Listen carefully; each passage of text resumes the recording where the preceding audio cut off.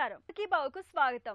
ఈ రోజు సుఖీభవలో ప్యాంక్రియాటైటిస్ ఎందుకు ప్రాణాంతకం, మలేరియాపై పోరుకు కొత్త టీకా, మధుమేహులకు వ్యాయామం ఎంతో మేలు, మెదడులో కణితి ఎప్పుడు ప్రాణాంతకం, ఇంకా హెల్త్ టిప్. తిన్న వెంటనే పొట్టలో నొప్పి వస్తుంటే అజీర్తి చేసిందని అనుకుంటాం.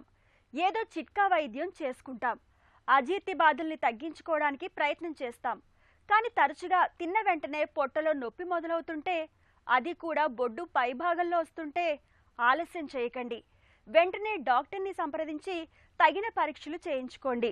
ఎందుకంటే ఇలాంటి పొట్ట నొప్పి వెనుక ఒక్కోసారి ప్రమాదకరమైన ప్యాంక్రియాటైటిస్ కారణంగా ఉండే అవకాశం ఉంటుందని చెబుతారు డాక్టర్లు. నిర్లక్ష్యం చేస్తే ప్రాణాంతకంగా పరిణమించే ప్యాంక్రియాటైటిస్ గురించి ఇప్పుడు తెలుసుకుందాం.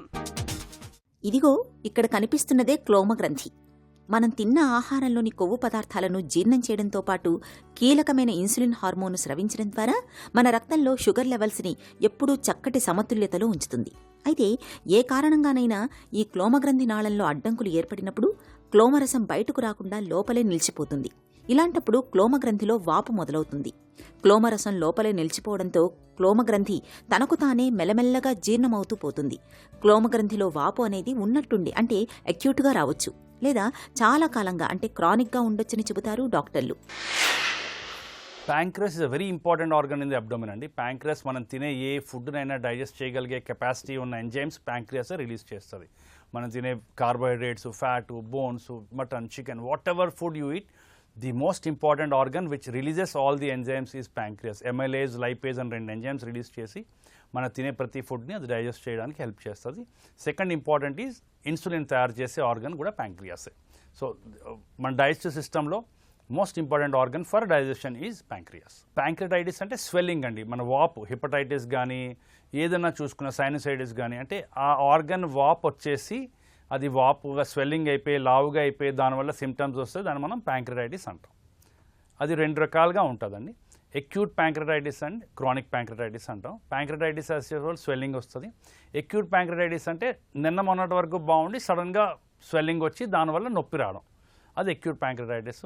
క్రానిక్ అంటే సంవత్సరాల తరబడి స్లోగా డ్యామేజ్ అయ్యి అందులో అంత స్వెల్లింగ్ ఉండకపోవచ్చు, కానీ దాని పేరు క్రానిక్ ప్యాంక్రియాటైటిస్ అని మనం పెడతాం అనమాట. ఎక్యూట్ ప్యాంక్రియాటైటిస్కి కామన్గా చూసుకుంటే ఆల్కహాల్, గాల్ బ్లాడర్లో స్టోన్స్, దాని తర్వాత హై ట్రైగ్లిసరైడ్స్, దాని తర్వాత కాల్షియం పెరిగిపోవడం, కొన్ని వైరల్ ఇన్ఫెక్షన్స్ వల్ల కానీ కొన్ని డ్రగ్స్ వల్ల కానీ, ఇది క్రానిక్ ఎక్యూట్ ప్యాంక్రియాటైటిస్కి రీజన్స్ అండి.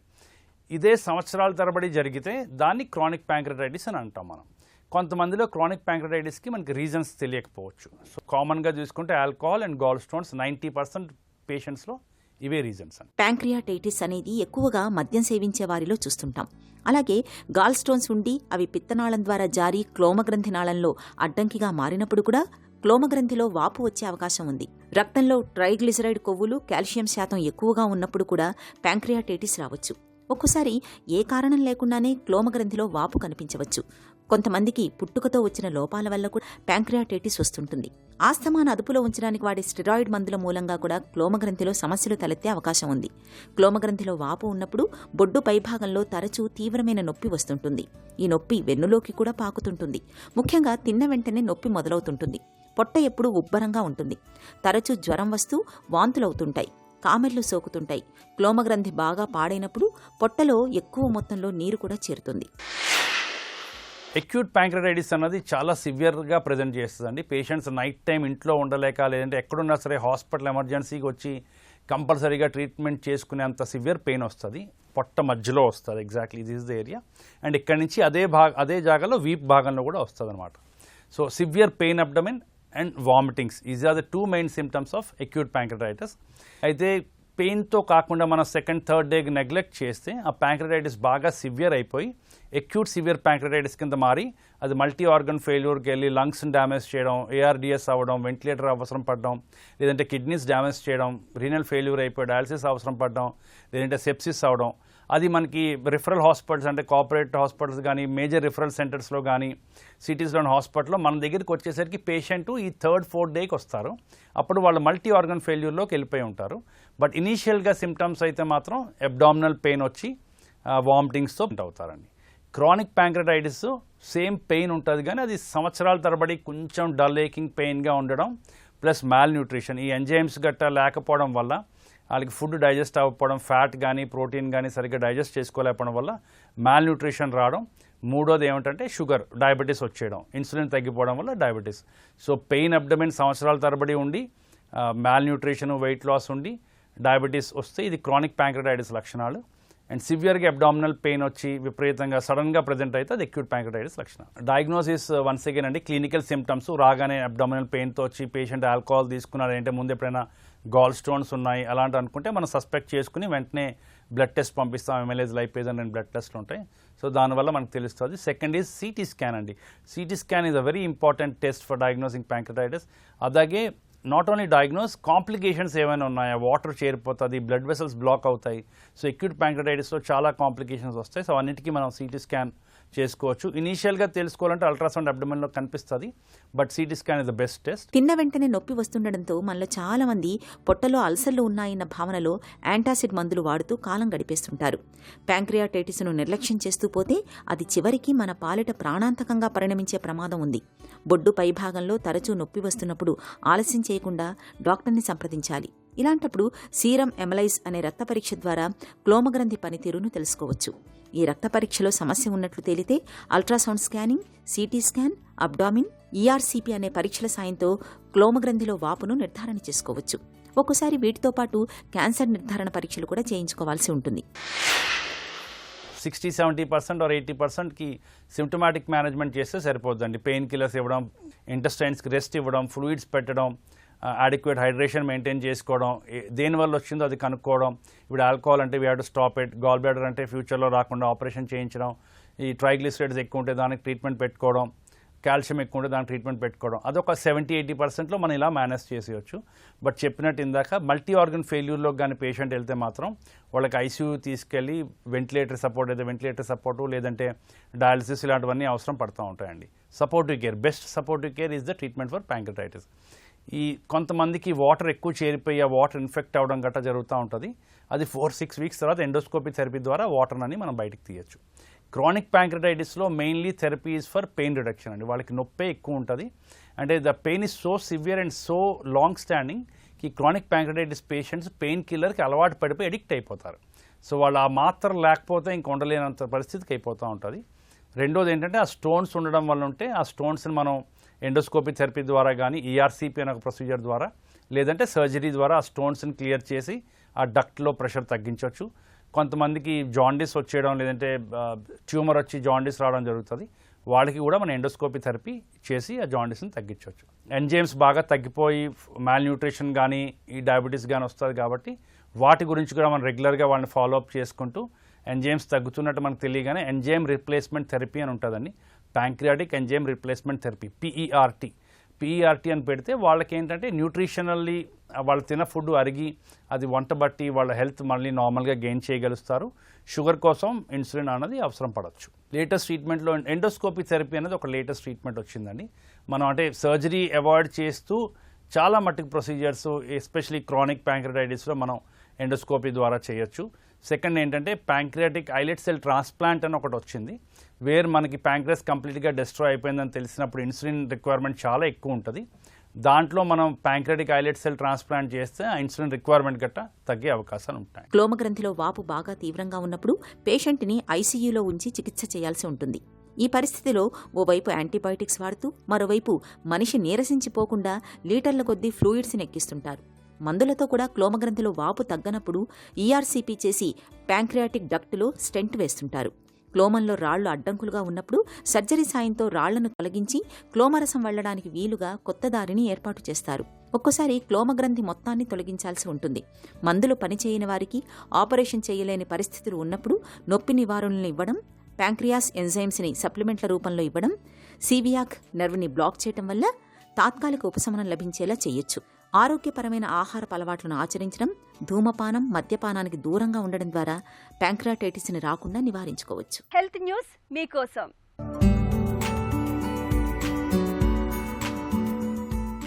మలేరియాపై పోరుకు సురక్షితమైన, శక్తివంతమైన కొత్త టీకాను శాస్త్రవేత్తలు అభివృద్ధి చేస్తున్నారు.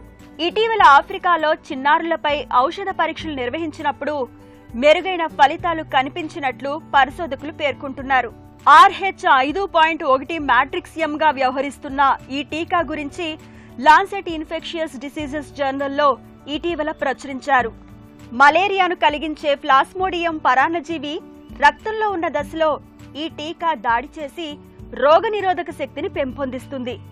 ఆక్స్ఫర్డ్ యూనివర్సిటీ, బుర్కినా ఫాసో దేశాలకు చెందిన శాస్త్రవేత్తలు RH5.1 మ్యాట్రిక్సియం టీకాను 361 మంది చిన్నారులపై పరీక్షించారు. వీరిలో కొందరికి నెలకు ఒకసారి చొప్పున 3 డోసులు ఇవ్వగా మరికొందరికి 3వ డోసుకు మధ్య 4 నెలల విరామం ఇచ్చారు. నెలవారీ డోసు ఇచ్చిన వారిలో ఈ టీకా 40% సామర్థ్యాన్ని ప్రదర్శించగా కాస్త విరామం ఇచ్చిన వారిలో ఇది 55% నమోదైంది. ప్రస్తుతం వాడుకలో ఉన్న RTS, S/AS01, R21 మ్యాట్రిక్సియం టీకాలు రోగి కాలేయంలో పరాన్నజీవి ఉన్నప్పుడు మాత్రమే మలేరియాను అడ్డుకోగలవు. కాలేయం నుంచి పరాన్నజీవులు రక్తంలోకి చేరాక రోగనిరోధక శక్తిని అందించలేవు. ఈ సమస్యను ఎదుర్కోవడంలో RH5.1 మ్యాట్రిక్సియం టీకా ఎంతగానో ఉపకరిస్తుందని పరిశోధకులు ఆశాభావం వ్యక్తం చేస్తున్నారు. త్వరలోనే ఈ టీకా అందుబాటులోకి రానుందని వారు తెలిపారు. షుగర్ జబ్బుతో బాధపడుతున్నప్పుడు రక్తంలో గ్లూకోజ్ శాతాన్ని స్థిరంగా అదుపులో ఉంచడానికి మందులు, ఆహార నియమాలొక్కటే చాలవు. వీటితో పాటు నిత్యం కాసేపైనా శరీరానికి వ్యాయామం అవసరం. రోజుకు కనీసం అరగంట పాటైనా వ్యాయామం చేయడం మంచిదని చెబుతారు డాక్టర్లు. ముఖ్యంగా గుండె వేగాన్ని పెంచే ఏరోబిక్ వ్యాయామాలు బాగా ఉపయోగపడతాయి. వ్యాయామం మూలంగా రక్తంలో గ్లూకోజ్ నియంత్రణలో ఉండడం దగ్గర నుంచి గుండె జబ్బుల ముప్పు తగ్గడం వరకు ఎన్నో ప్రయోజనాలు అందుతాయి. వ్యాయామంతో మధుమేహులకు లభించే ఆరోగ్య ప్రయోజనాల గురించి ఇప్పుడు తెలుసుకుందాం. షుగర్ జబ్బుని అదుపులో ఉంచుకునేందుకు మందులు, ఆహార నియమాలతో పాటు వ్యాయామం కూడా అవసరమే. ముఖ్యంగా రక్తంలో గ్లూకోజ్ మోతాదుల నియంత్రణకు వ్యాయామం ఎంతగానో తోడ్పడుతుంది. నిత్యం వ్యాయామం చేసేవారిలో 3 నెలల కాలంలో గ్లూకోజ్ సగటును తెలిపే HbA1c 0.7% మెరుగుపడుతున్నట్టు అధ్యయనాలు చెబుతున్నాయి. వ్యాయామం మూలంగా చెడ్డ కొలెస్ట్రాల్ తగ్గుతుంది. ఫలితంగా గుండె జబ్బు ముప్పు కూడా తగ్గుతుంది. నడవటం, నెమ్మదిగా పరిగెత్తడం, సైకిల్ తొక్కటం, ఈత వంటివి గుండె వేగం పెరిగేలా చేస్తాయి. ఇది ఇన్సులిన్ సమర్థంగా పనిచేయడానికి తోడ్పడుతుంది. అంతేకాదు అవయవాలకు, ముఖ్యంగా కిడ్నీలు, మెదడు, గుండె, కళ్ళు వంటి వాటికి రక్త ప్రసరణ ఇనుమడిస్తుంది. ఇక వ్యాయామం చేసినప్పుడు అన్ని కణజాలాలకు ఆక్సిజన్, పోషకాలు బాగా అందుతాయి. శరీర సామర్థ్యం ఇనుమడిస్తుంది. గుండె రక్తనాళాల వ్యవస్థ పనితీరు మెరుగవుతుంది. వ్యాయామంతో ఒత్తిడికి దారితీసే అడ్రినలిన్, కార్టిజోల్ హార్మోన్ల స్థాయిలు తగ్గుతాయి. అదే సమయంలో మెదడులో ఎండార్ఫిన్లు అనే నాడీ సమాచార వాహకాలు ఎక్కువగా ఉత్పత్తి అవుతాయి. ఇవి మానసిక ఉల్లాసానికి తోడ్పడతాయి. ఫలితంగా ఒత్తిడి తగ్గుతుంది. అంతేనా, వ్యాయామంతో ప్రతికూల ఆలోచనలు తగ్గుతాయి. ఏకాగ్రత పెరుగుతుంది. వ్యాయామంతో కండరాలు బలోపేతం కావడమే కాదు, కండరాల జీవక్రియల వేగమూ పెరుగుతుంది. అంటే విశ్రాంతి తీసుకుంటున్న సమయంలోనూ క్యాలరీలు ఖర్చవుతుంటాయి. ఇలా బరువు అదుపులో ఉండడానికి వ్యాయామం తోడ్పడుతుంది. వ్యాయామం చేయడం ద్వారా రక్తపోటు కూడా తగ్గుముఖం పడుతుంది. అయితే వ్యాయామం విషయంలో మధుమేహులు తగిన జాగ్రత్తలు పాటించడం తప్పనిసరి. డాక్టర్ సలహా మేరకు ఎప్పుడెప్పుడు ఎలాంటి వ్యాయామాలు చేయాలన్నది నిర్ణయించుకోవాలి. ఇన్సులిన్ తీసుకునే వారైతే ఇంకాస్త ఎక్కువ జాగ్రత్తగా ఉండాలి. వ్యాయామం చేయడానికి ముందు గ్లూకోజ్ స్థాయిలను పరీక్షించుకోవటం మంచిది. గ్లూకోజ్ 100 mg DL కన్నా తక్కువగా ఉంటే ఏదో ఒక పండు ముక్కో, చిన్న చిరుతిండో నోట్లో వేసుకుంటే గ్లూకోజ్ స్థాయిలు మరీ దిగువకు పడిపోకుండా చూసుకోవచ్చు. మరో 30 నిమిషాల తర్వాత గ్లూకోజ్ను పరీక్షించుకోవాలి. దీంతో గ్లూకోజ్ మోతాదులు స్థిరంగా ఉంటున్నాయా లేదా అన్నది తెలుస్తుంది. కణితి ఎక్కడ కనిపించినా మనకు కంగారే. అది క్యాన్సర్ గడ్డేమోనన్న భయం అనుక్షణం మనల్ని ఉక్కిరిబిక్కిరి చేస్తుంది. ఇక కణితి పైకి కనిపించకుండా తలలో, అది కీలకమైన మెదడులో పురుడు పోసుకుంటుంటే ఆ భయానికి అంతు ఉండదు. మెదడులో ఏ భాగంలో గడ్డ పుట్టుకొస్తే ఆ భాగం ఆధీనంలోని అవయవాలు మొత్తం ప్రభావితం అవుతాయి. కదలికలు, చురుకుదనం పాళ్లు తగ్గడంతో పాటు మొత్తంగా ఆరోగ్యం దెబ్బతినిపోతుంది. కొన్నిసార్లు ప్రాణమే ప్రమాదంలో పడుతుంది. మెదడును నొక్కేస్తూ మన ప్రాణాల మీదకు తీసుకువచ్చే బ్రెయిన్ ట్యూమర్లకు కారణాలు, చికిత్సా మార్గాల గురించి డాక్టర్ని అడిగి ఇప్పుడు తెలుసుకుందాం. బ్రెయిన్ ట్యూమర్ అంటే ఏంటి? సామాన్యంగా బ్రెయిన్ ట్యూమర్స్ అంటే ఈ మెదడులో ఉండే కణాల్లో అబ్నార్మల్ గ్రోత్ జరగడం అన్నమాట. సో ఈ అబ్నార్మల్ గ్రోత్ అంటే ఒక కణం 2 కణాలు అవ్వాలి, 2 కణాలు 4 కణాలు అవ్వాలి. సో ఆ గ్రోత్ మనకు కావాల్సినంత అయినప్పుడు అక్కడికి ఆగిపోవాల్సి ఉంటుందన్నమాట. ఎప్పుడైతే ఈ కణాలు అన్కంట్రోల్డ్గా పెరిగిపోతాయో అప్పుడు వాటిని ట్యూమర్స్ అంటాం. మెదడులో కణితులు ఎన్ని రకాలుగా రావచ్చు? ఎక్కువ శాతం కణితులు నార్మల్ అంటే బెనైన్ ట్యూమర్స్ అంటాము. తక్కువ శాతం కణితులు క్యాన్సర్స్ కణాలు. ఈ క్యాన్సర్స్ సంబంధించిన ట్యూమర్స్ ఏవైతే ఉంటాయో ఈ ట్యూమర్స్లో కూడా మెదడులో పుట్టే కణితులు ఉంటాయి, అంటే క్యాన్సర్ కణితులు ఉంటాయి. కొన్నిసార్లు శరీరంలో ఇంకే వేరే భాగంలో క్యాన్సర్స్ ఉండి మెదడుకి పాకడం జరుగుతుంది. దాన్ని మెటాస్టాసిస్ అంటాం. మెదడులో కణితులు ఎందుకు వస్తాయి? మెదడులో కణితులు రావడానికి ఎటువంటి స్పెసిఫిక్ రీజన్స్ లేవు. సామాన్యంగా ఏంటంటే ఏదైనా జన్యుపరమైన మార్పులు ఆ కణాల్లో జరిగే జన్యుపరమైన మార్పుల ద్వారా ఈ ట్యూమర్స్ అనేది పెరగడం జరుగుతూ ఉంటుందన్నమాట. అది మామూలు కణితులైనా సరే, క్యాన్సర్ కణితులైనా సరే. కొన్నిసార్లు వంశపారంపర్యంగా కూడా ఈ కణితులు అనేది రావడం జరుగుతూ ఉంటుంది. తరచూ తలనొప్పి, వాంతి అవుతుంటే మెదడులో కణితి ఉన్నట్టేనా? బ్రెయిన్ ట్యూమర్ ఉన్న పేషెంట్కి హెడ్ఏక్ రావచ్చా అంటే అదొక లక్షణంగా మనం భావించవచ్చు. కానీ ఎక్కువ శాతం పేషెంట్స్కి హెడ్ఏక్ ఉంది అంటే ఖచ్చితంగా ట్యూమర్స్ ఉందనే మాట మనం చెప్పలేం. అందుగురించే హెడ్ఏక్ వచ్చిన పేషెంట్స్ని ఇనిషియల్గా మనం సింపుల్గా ట్రీట్మెంట్ చేస్తాం. కొన్ని లక్షణాల బట్టి పేషెంట్కి అవసరం పడినప్పుడు మనము ఈ స్కాన్స్ కానీ ఇవి చేయడం జరుగుతుంటుంది. ఆ ట్యూమర్ ఉందా లేదా చూసుకోవడానికి, అంటే డేంజర్ రకమైన హెడ్ఏక్స్ ఏమైనా ఉన్నాయా చూసుకోవడానికి మనం ఇన్వెస్టిగేషన్స్ చేయాల్సి ఉంటుంది. మెదడులో కణితుల్ని ఎలా నిర్ధారిస్తారు? హెడ్ఏక్ కానీ వాంతులు అవుతున్నాయి తరచుగా, ఎస్పెషల్లీ ఎర్లీ మార్నింగ్ హెడ్ఏక్స్ ఉంటున్నాయి, ఫిట్స్ లాంటివి ఉంటున్నాయి, కాలు చేయి పనిచేయడం లేదు, పక్షవాతంలాగా వచ్చింది, లేదా సడన్గా అన్కాన్షియస్ అయిపోతున్నారు, మూర్ఛలాగా వస్తుంది. సామాన్యంగా ఇవి లక్షణాలు ఉంటాయన్నమాట. కొన్నిసార్లు స్పెసిఫిక్గా అంటే మెదడులోని ఫర్ సపోజ్ చిన్న మెదడు దగ్గర ఉందనుకోండి, బ్యాలెన్స్ లేకపోవడం, వినికిడి తగ్గడం, చూపు మందగించడం, ఇటువంటి లక్షణాలు కూడా కొన్నిసార్లు ఉంటాయన్నమాట. సో డాక్టర్ గారిని సంప్రదించినప్పుడు ఫస్ట్ బేసిక్ ఇన్వెస్టిగేషన్ సామాన్యంగా మనం చూసేది ఏంటంటే సిటీ స్కాన్. సో ఈ సిటీ స్కాన్లు ఏంటంటే మనకి కణితి ఉందా లేదా, ఉంటే ఎక్కడ ఉందనేది ఒక అప్రాక్సిమేట్గా మనము చెప్పగలుగుతాం. చాలాసార్లు ఈ సిటీ స్కాన్ ఒక్కటే సరిపోతుంది. కానీ కొన్ని సందర్భాల్లో ఏమవుతుందంటే సిటీ స్కాన్లో మనకు ఖచ్చితంగా ఇది ఏంటి, ఎంత స్ప్రెడ్ అయి ఉంది, దాన్ని ఏ వైటల్ స్ట్రక్చర్స్ని అంటుకొని ఉంది అనే మాట చెప్పడం సాధ్యపడకపోవచ్చు. అటువంటప్పుడు మనము దీని నెక్స్ట్ ఇన్వెస్టిగేషన్ అంటే ఎంఆర్ఐ బ్రెయిన్ అనేది చేయడం జరుగుతూ ఉంటుందన్నమాట. కొన్ని సిచ్యువేషన్స్లో లక్షణాలు ఒకవేళ స్పెసిఫిక్గా ఉన్నాయంటే మనం డైరెక్ట్గా ఎంఆర్ఐ కూడా చేయొచ్చు. శరీరంలో ఇంకెక్కడో కణితి ఉంటుంది, అది బ్రెయిన్లోకి స్ప్రెడ్ అయిందని చెక్ చేసుకోవడానికి కొన్నిసార్లు పెట్ స్కాన్ అనేది కూడా చేయడం అవసరం పడుతుంది. కొన్నిసార్లు ట్యూమర్ లక్షణాలు బట్టి అప్పుడే మనకి మెదడే కాకుండా కొన్నిసార్లు వెన్నపూసకు కూడా ఎంఆర్ఐ చేయాల్సిన అవసరం రావచ్చు. మెదడులో కణితులకు చికిత్స ఎలా ఉంటుంది? ఎక్కువ శాతం కణితులు మనము యాదృచ్ఛికంగా బయటపడింది అనుకోండి, ఫర్ సపోజ్ ఎవరికో తలకు దెబ్బ తగిలింది, మనం స్కాన్ చేసాం, సిటీ స్కాన్ చేస్తే ఒక కణితి తెలుస్తుంది మనకి. అది చాలా సైలెంట్గా ఉండొచ్చు, డార్మెంట్గా ఉండొచ్చు, ఎటువంటి లక్షణాలు లేకుండా పేషెంట్ యాదృచ్ఛికంగా బయటపడిన కణితులు అనమాట. ఇటువంటి వాటికి ఎటువంటి ట్రీట్మెంట్ చేయాల్సిన అవసరం లేదు. చాలాసార్లు జస్ట్ అబ్జర్వేషన్, ఫాలో పెట్టుకుంటే సరిపోతుంది. కొన్నిసార్లు గ్లయోమాస్ అని ఉంటాయి. ఈ గ్లయోమాస్ ఏంటంటే మెదడులోని కణాల్లో నుంచి వచ్చే ట్యూమర్స్ అన్నమాట. సో ఈ ట్యూమర్స్లో కూడా మళ్ళీ గ్రేడ్స్ ఉంటాయి. లో గ్రేడ్ ట్యూమర్స్ అంటాం, హై గ్రేడ్ ట్యూమర్స్ అంటాం. కొన్ని సందర్భాల్లో లో గ్రేడ్ ట్యూమర్స్ కూడా యాదృచ్ఛికంగానే బయటపడవచ్చు, ఆర్ చాలా మైల్డ్ సిమ్టమ్స్తోని ప్రజెంటేషన్ ఉంటుంది. ఈ మైల్డ్ సిమ్టమ్స్ ఉన్న పేషెంట్స్ని ఎలా ట్రీట్ చేయాలనేది చాలా డిఫికల్ట్ టు ఆన్సర్. ఎందుకంటే కొన్నిసార్లు అవి అసలే పెరగకపోవచ్చు, ఎంతో కాలానికి స్లోగా పెరుగుతూ ఉంటాయి అన్నమాట.